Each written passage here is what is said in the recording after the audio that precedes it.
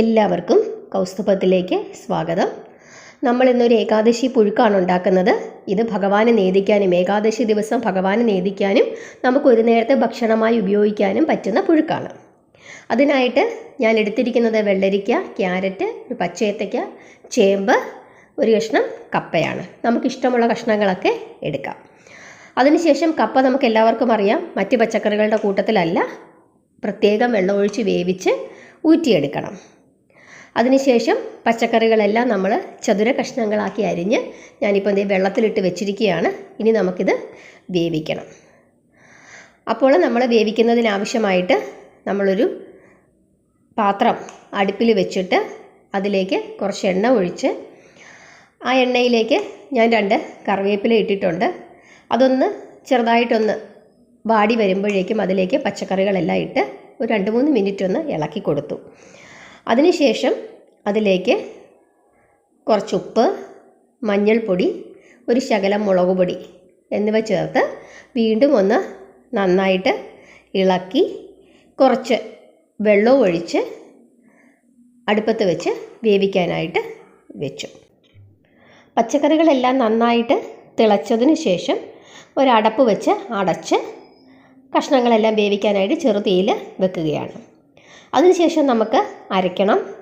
അതിനായിട്ട് തേങ്ങ, പച്ചമുളക്, കറിവേപ്പില എന്നിവ ഇങ്ങനെ ചതച്ചെടുക്കണം. ഒരുപാട് അരയരുത്, ചതച്ച്. കപ്പ വെന്തു, വെള്ളം ഊറ്റി മാറ്റി. അപ്പോഴേക്കും കഷ്ണങ്ങളൊക്കെ വേകാറായി.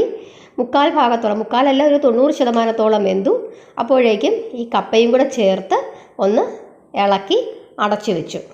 അപ്പോഴേക്കും ഒന്ന് അടച്ച് വെച്ച് ഒരു 5 മിനിറ്റ് ഇരിക്കുമ്പോഴേക്കും ഈ കപ്പയും കഷ്ണങ്ങളും എല്ലാം കൂടെ ഒന്ന് നന്നായിട്ട് യോജിക്കും.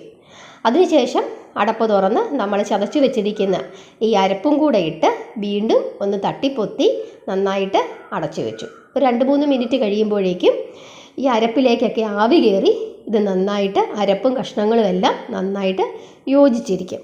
അതിനുശേഷം നമ്മൾ അടപ്പ് തുറന്ന് ഇത് നന്നായിട്ട് ഇളക്കി കൊടുക്കണം. അപ്പോൾ കഷ്ണമൊക്കെ നന്നായിട്ട് ഇളക്കി അതിനോട് അരപ്പിനോട് ചേർത്ത് നമ്മളിങ്ങനെ ഒരു പുഴുക്ക് അതിൻ്റെ രൂപത്തിലേക്ക് മാറ്റിയെടുക്കുക. ഇത്രയാണ് നമ്മൾ ചെയ്യേണ്ടത്. അതിനുശേഷം നമ്മൾ ഈ പുഴുക്കിലേക്ക് നന്നായിട്ട് പച്ചവെളിച്ചെണ്ണയും കറിവേപ്പിലയും ചേർത്ത് ഇളക്കി വാങ്ങുക. ഇതാണ് ഏകാദശി പുഴുക്ക്. ഈ പുഴുക്കിൻ്റെ കൺസിസ്റ്റൻസി ഇങ്ങനെയാണ്. ഇതിനകത്ത് നമ്മൾ ഉള്ളിയോ വെളുത്തുള്ളിയോ അങ്ങനെയുള്ള കാര്യങ്ങളൊന്നും തന്നെ ചേർത്തിട്ടില്ല. ഇത് ഭഗവാന് അതുകൊണ്ട് തന്നെ നൈവേദ്യമായിട്ട് വെക്കാൻ പറ്റും. ഉച്ചയ്ക്ക് നമുക്ക് ഇതൊരു തക്കാളി ചമ്മന്തിയോ അതല്ലെങ്കിൽ തേങ്ങാ ചമ്മന്തി, ഉള്ളി ചേർക്കാതെ ഇഞ്ചി മാത്രം ചേർത്ത് നമുക്കൊരു തേങ്ങാ ചമ്മന്തിയോ ഒക്കെ കൂട്ടി നമുക്ക് ഒരു നേരത്തെ ഭക്ഷണമായിട്ട്, ഉച്ചക്കലത്തെ ഭക്ഷണമായിട്ട് കഴിക്കാം.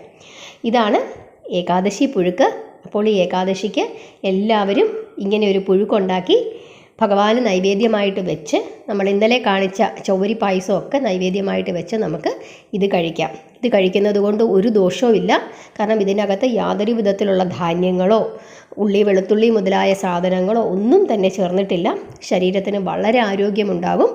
പിന്നെ നമുക്ക് ഇതിനകത്ത് ചിലർക്ക് ഈ കപ്പയൊന്നും കഴിക്കാൻ പറ്റില്ല, ചേമ്പൊന്നും. അപ്പോൾ അവർക്ക് പറ്റുന്ന പച്ചക്കറികൾ ചേർത്ത് ഇങ്ങനെ ഉണ്ടാകും. അപ്പോൾ ഇത്രയും കഷ്ണങ്ങൾ തന്നെ വേണമെന്നില്ല. നമ്മുടെ വീട്ടിൽ നമുക്ക് സൗകര്യമായിട്ട് നമുക്ക് കഴിക്കാൻ പറ്റുന്ന ഏത് പച്ചക്കറികളാണോ ഉള്ളത് ആ പച്ചക്കറികൾ ചേർത്ത് നമുക്കുണ്ടാക്കാം. ഇപ്പോൾ ഗ്യാസൊക്കെ ഉണ്ടാക്കുന്ന പച്ചക്കറികൾ കാണും. ഇപ്പോൾ ചേമ്പ് കഴിച്ചാൽ അല്ലെങ്കിൽ കപ്പ കഴിച്ചാലൊക്കെ ചിലർക്ക് ഗ്യാസൊക്കെ ഉണ്ടാകും. അതല്ലെങ്കിൽ ഷുഗർ പോലുള്ള അസുഖങ്ങൾക്ക് ഇതുപോലെ കപ്പയൊന്നും പറ്റില്ല. അപ്പോൾ നമുക്ക് പറ്റുന്ന പച്ചക്കറികൾ കൊണ്ട് ഇതേപോലെ നമുക്ക് പുഴുക്കുണ്ടാക്കി കഴിക്കാം.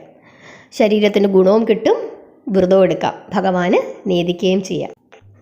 പുഴുക്ക് ഇഷ്ടപ്പെട്ടെന്ന് പറയണേ. അതുപോലെ തന്നെ എല്ലാവരും ചാനൽ സബ്സ്ക്രൈബ് ചെയ്യുകയും ഏകാദശി വ്രതം എടുക്കുകയും കമൻ്റ് ഇടുകയും ലൈക്ക് ചെയ്യുകയും ഒക്കെ ചെയ്യണം.